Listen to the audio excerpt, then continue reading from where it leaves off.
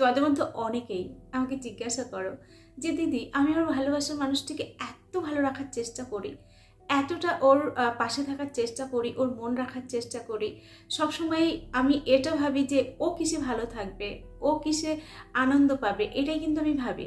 কিন্তু আমি কিছুতেই ওর মন পাই না। আর শুধু ভালোবাসার মানুষটি বলে নয়, আমার এমন অনেক কাছের মানুষ রয়েছে যাদের জন্য কিন্তু আমি অনেক কিছু করেছি, কিন্তু কখনো তাদের মন পায়নি, পাত্তাই দেয় না তারা আমাকে। অ্যাকচুয়ালি পরে আমি বুঝতে পারি যে ওদের কাছে আমার ভ্যালু ভীষণই কম। এটা কেন হয়? আবার তোমরা এটা বলার সঙ্গে সঙ্গে এটাও বলো যে দিদি আসলে না আমার কপাল খারাপ, আমি যতই যার জন্য যাই করি না কেন কখনো আমি কারোর কাছে ভ্যালু পাবো না। তো তখন তোমাদের সবার উদ্দেশ্যে আমার প্রথম উত্তর থাকে, আগে তুমি নিজেকে গো বেচারা ভাবটার থেকে বার করো। নিজের কপাল খারাপ, আমি ভালো নই, আমি যতই যার জন্য যাই করি না কেন আমি কারোর মন পাবো না, এই যে একটা থট নিজের মনের মধ্যে রেখেছো, এখান থেকে আগে বার করো। কারণ এই থটই কিন্তু তোমাকে পিছিয়ে দিচ্ছে। একটা কথা আমাদের মাথায় রাখতে হবে, সে আমাদের ভালোবাসার মানুষ হোক বা আমাদের কাছের অন্য কোনো মানুষ হোক, আমরা তাদের জন্য আমাদের বেস্ট দেওয়ার চেষ্টা করব। এবার ধরো আমি দেখছি আমি আমার বেস্ট দেওয়ার সত্ত্বেও তার মন পাচ্ছি না, তখন না সেখান থেকে নিজেকে সরিয়ে নিতে হবে, সে যত আপন মানুষই হোক না কেন। কারণ ওই মানুষগুলোর মন তুমি কখনোই পাবে না, এটা আগে তোমাকে বুঝতে হবে। আর এর সঙ্গে আরও একটা কথা মাথায় রেখো, তুমি একজন ভালো মানুষ হও, সবার জন্য সব কিছু করো, কিন্তু নিজের অ্যাটিটিউড সবসময় কিন্তু হাইতে রাখো। কারণ আমরা তাকেই বেশি পছন্দ করি যেই মানুষটির মধ্যে একটা নরম ভাব রয়েছে, সঙ্গে তার ব্যক্তিত্ব ভীষণই স্ট্রং, তাকেই কিন্তু আমরা পছন্দ করি। ধরো তুমি কারোর জন্য অনেক কিছু করলে, তারপর যখন দেখলে সেই মানুষটির কাছে তোমার ভ্যালু নেই, তখন যদি সেখানে কান্নাকাটি করো বা সেখানে তুমি বারবার ভ্যালু চাওয়ার জন্য বসে থাকো, তার কাছে ভ্যালু চাও, তাহলে না কখনোই তুমি তার কাছে ভ্যালু পাবে না। তো এরকমভাবে কখনো ভাবতে নেই, এরকমভাবে কখনো চলতে নেই। তুমি ওই সমস্ত মানুষের দিকে তাকাও যারা ব্যক্তিত্বপূর্ণ মানুষ, তারা কিন্তু কখনো এই কাজটি করে না, নিজের কাজ করে যায় কিন্তু কারোর কাছে কিচ্ছু প্রত্যাশা করে না। তারা কিন্তু অটোমেটিকলি তাদের যে প্রাপ্য সম্মান বা গুরুত্ব, এটা কিন্তু সে অটোমেটিকলি পেয়ে যায়। কারণ এগুলো নিয়ে সে কিন্তু ভাবিত নয়, সে তার কাজটা নিয়েই কেবলমাত্র ভাবে, তার জন্যই কিন্তু অটোমেটিকলি সে এগুলো অ্যাচিভ করে ফেলে। আসলে আমরা যদি একটু ভালো করে লক্ষ্য করি তাহলে দেখতে পাবো কিছু মানুষ না এমন থাকে যারা জন্মের পর থেকেই একটা স্ট্রং ব্যক্তিত্বের মধ্যে বড় হয়ে উঠতে থাকে এবং তাদের কথাবার্তা, চলাফেরা, ভাব, তাদের ভঙ্গি সমস্ত কিছুই কিন্তু অনেকটা হাই, এবং তার ওই ভাবধারার জন্যই কিন্তু তাকে প্রত্যেকেই রেসপেক্ট করে। তো আমরা যারা ব্যক্তিত্বপূর্ণভাবে হয়তো বড় হয়ে উঠিনি, তারাও কিন্তু চাইলে আমাদের নিজের ব্যক্তিত্বটাকে সুন্দর করে তুলতে পারি এবং নিজের জগতে গ্রো আনতে পারি। আমি যখন আমার জগতে পরিবর্তন আনবো, তখন না অটোমেটিকলি সবাই আমাকে ভ্যালু দিতে বাধ্য হবে, সবাই কিন্তু আমাকে পাত্তা দেবে। আমি চাইলে আমার পরিবর্তনের মাধ্যমে আমার জীবনটাকে পাল্টে দিতে পারি। তো এর জন্য প্রথম যে কাজটি তোমাকে করতে হবে সেটা হলো নিজের মন থেকে না ভয় তাড়াতে হবে। আমরা ভীষণই ভীত, আমরা এতটা সবসময় ভয় পেয়ে পেয়ে আসি যে আমাদের মধ্যে না একটা যে স্ট্রংনেস সেটা না তৈরিই হয় না। আমরা কত রকমের ভয় পাই বলো তো। আমরা এটা ভয় পাই যদি আমাকে নিয়ে কেউ সমালোচনা করে, আমার সম্পর্কে যদি কেউ খারাপ কিছু বলে, বা আমি যদি এই কাজটা না করি হয়তো ওর কাছে খারাপ হয়ে যাব, এরকম অনেক ধরনের ভয় পায়।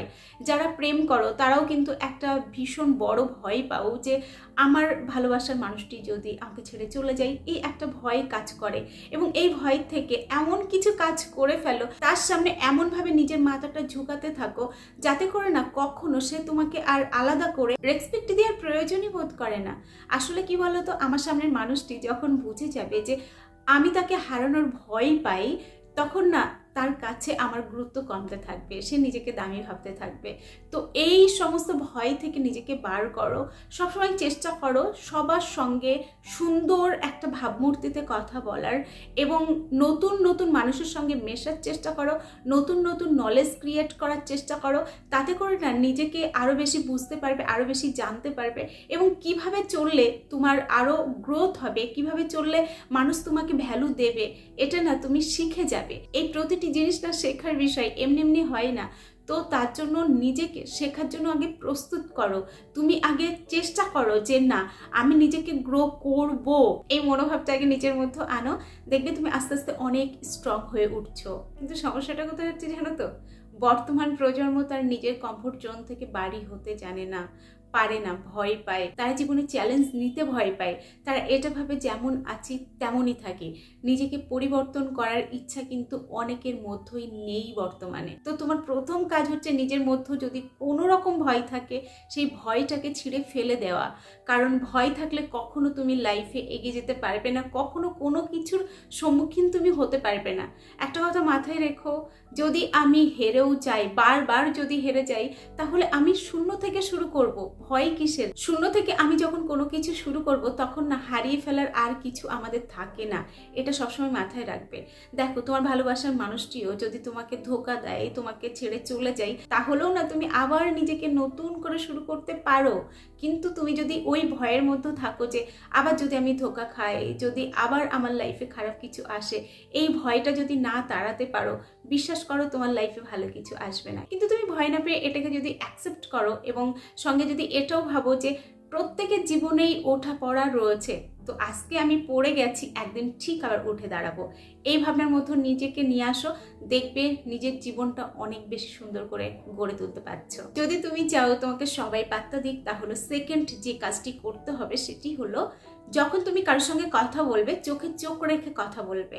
অনেকেই রয়েছে কারোর সঙ্গে কথা বলার সময় হেলে তুলে দাঁড়ায়, শির দ্বারা সোজা করে দাঁড়ায় না, কিন্তু এটা কখনোই উচিত নয়। তুমি যখন কারোর সঙ্গে কথা বলার সময় সুন্দর করে দাঁড়িয়ে চোখে চোখ রেখে কথা বলবে, তখন কিন্তু তোমার কথার ভ্যালু অনেক অনেক অংশে বেড়ে যাবে। তোমার কথা সে শুনতে বাধ্য হবে। আর ওই সময় না কখনো তাড়াহুড়ো করে কথা বলবে না। দু ধরনের লোক থাকে। এক ধরনের লোক কিন্তু খুব তাড়াহুড়ো করে কথা বলে, কথার মধ্যে কোনো যুক্তি থাকে না, কথার মধ্যে কোনো গভীরতা থাকে না, খুব চটজলদি কথা বলে, চটজলদি সিদ্ধান্ত নেয়। এই ধরনের মানুষগুলোকে কিন্তু কেউ ভ্যালু দেয় না। কিন্তু তুমি যদি এটা না করে টাইপ 2 ধরনের মানুষ হতে পারো, টাইপ 2 মানুষরা কিন্তু সবসময় কথা বলার আগে ভেবে কথা বলে এবং বিচার বিশ্লেষণ করে কথা বলে। কোন কথাটা এখানে বলা প্রয়োজন আর কোন কথাটা খুব মন দিয়ে শোনা প্রয়োজন, এটা কিন্তু তারা খুব ভালো করে বোঝে। তার জন্যই কিন্তু তাদের সঙ্গে কথা বলতে মানুষ আগ্রহ বোধ করে এবং তারা সবসময় চেষ্টা করে যেটুকু কথা বলবো যুক্তিতর্ক দিয়ে কথা বলবো। এটা কিন্তু তারা সবসময় মেনটেন করে।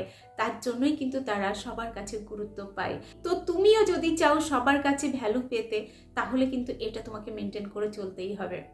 3 নম্বর যে কাজটি তোমাকে করতে হবে সেটি হলো, দেখো আমি বারংবার বলে থাকি, তুমি যখন কারোর সঙ্গে দেখা করতে যাচ্ছ, সেটা হতে পারে ভালোবাসার মানুষ, হতে পারে তোমার আননোন কোনো মানুষ, তো অবশ্যই যখন কারোর সঙ্গে দেখা করতে যাবে তখন নিজের পোশাক, জুতো, নিজের দেহভঙ্গি সব সময় কিন্তু পরিপাটি রাখার চেষ্টা করবে, সুন্দর রাখার চেষ্টা করবে। এবং কখনো না কারোর সঙ্গে কথা বলার সময় সে কিছু না জিজ্ঞাসা করলে কখনো না নিজের থেকে উপদেশ দিতে যাবে না। এটা না ভীষণ বাজে একটা হ্যাবিট। অনেকেই রয়েছে জ্ঞান দেয়া পছন্দ করে, মানে ওখানে বলার প্রয়োজনই নেই, কিন্তু তবুও সে কিছু না কিছু বলে দিচ্ছে। এটা না কখনো করা উচিত নয়। আগেই বললাম, যত কম কথা বলবে ততই কিন্তু তোমার কথা বলা সুন্দর হবে। কারণ যত কম কথা বলবো তত কিন্তু আমরা গুছিয়ে কথা বলতে পারবো এবং সেই কথার মতো কিন্তু লজিক থাকবে। কারণ আমাদের ব্রেন সময় পেয়ে যায় বুদ্ধি জুগিয়ে কথা বলার। শেষ যে পয়েন্টটি অবশ্যই মাথায় রাখবে সেটি হলো, আমাদের মধ্যে অনেকেই এখন যদি মন খারাপ হয় সঙ্গে সঙ্গে সোশ্যাল মিডিয়াতে চলে আসে এবং নিজের মন খারাপের কথা জানাতে থাকে। আজকে আমার সঙ্গে এটা ঘটেছে, আমার খুব মন খারাপ, আমি ভালো নেই, ইত্যাদি কথা কিন্তু লিখে দেয় এবং তার পরিপ্রেক্ষিতে অনেক মানুষ আসে, সহানুভূতি দেখায়, কি হয়েছে বলো, কেন মন খারাপ করছো বলো। এই যে নিজের খুব পার্সোনাল গোপন বিষয়গুলো সবার সঙ্গে শেয়ার করা, এটা না কখনো বুদ্ধিমান মানুষের লক্ষণ নয়।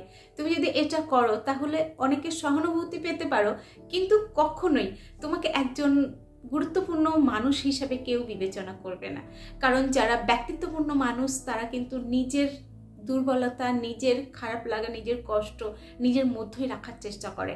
কারণ এগুলোতে না অন্য লোক সহানুভূতি দেখায় সাময়িক, কিন্তু মনে রেখো এর সঙ্গে তোমার ব্যক্তিত্ব হ্রাস পেতে থাকবে, কারণ তুমি সবার কাছে একজন দুর্বল মানুষ রূপেই কিন্তু চিহ্নিত হয়ে যাবে।